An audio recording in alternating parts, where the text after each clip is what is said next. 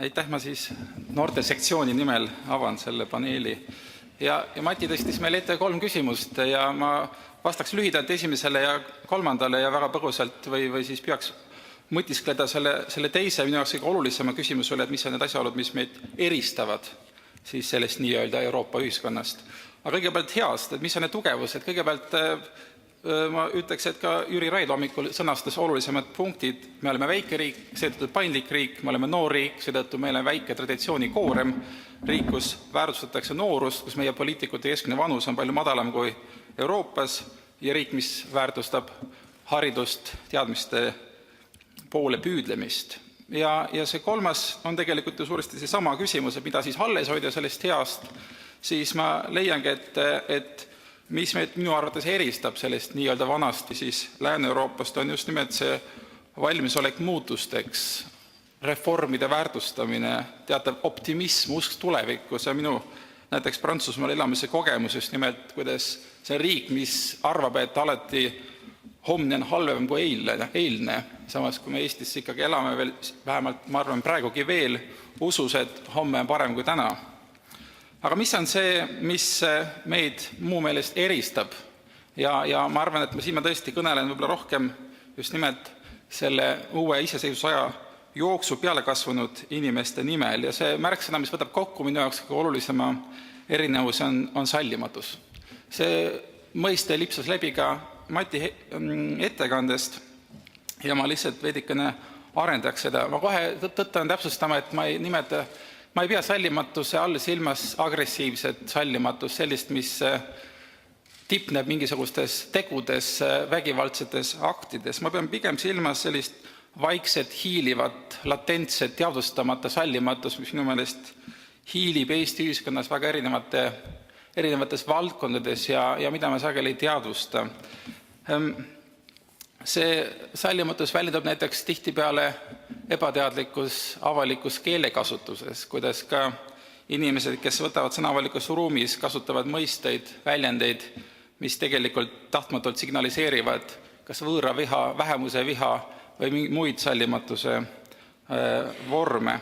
Seesama vaikne hiiliv sallimatus minu meelest iseloomustab meie ühiskonna enamuse suhtumist erinevatesse vähemustesse, mitte ainult sotsiaalsetesse või keelelistesse, vaid ka näiteks kultuurilisse või miks mitte ka seksuaalvähemustesse.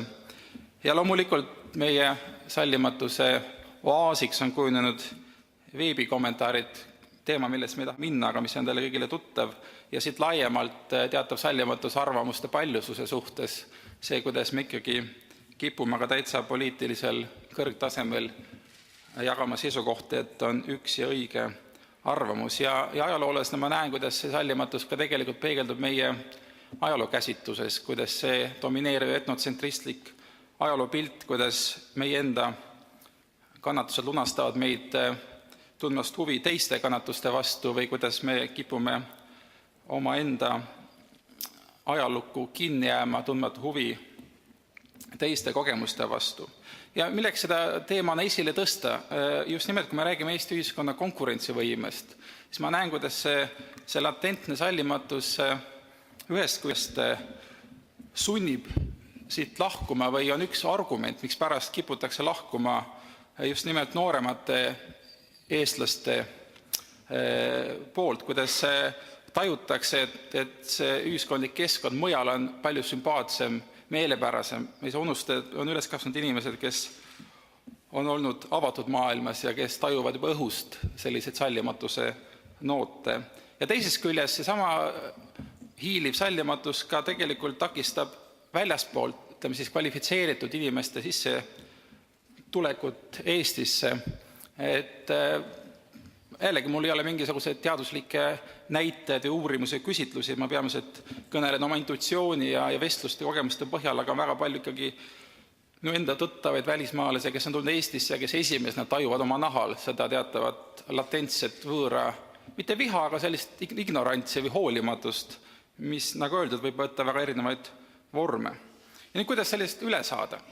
Minu arvates sallimatus on ikkagi eeskätt kultuuriline küsimus, kasvatuslik probleem ja selliste probleemi lahendamine algab probleemi teadvustamisest, eneseteadlikust käitumisest, et me peaksime kontrollima oma sõnakasutust, oma käitumisviisi, eriti suheldes nii-öelda kultuurilise teisega, teistsuguste inimestega.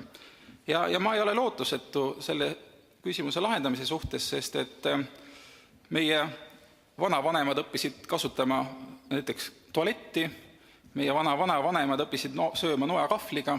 Ma arvan, et me jõuame ära õppida ka, kuidas teisi erinevaid inimesi sallida.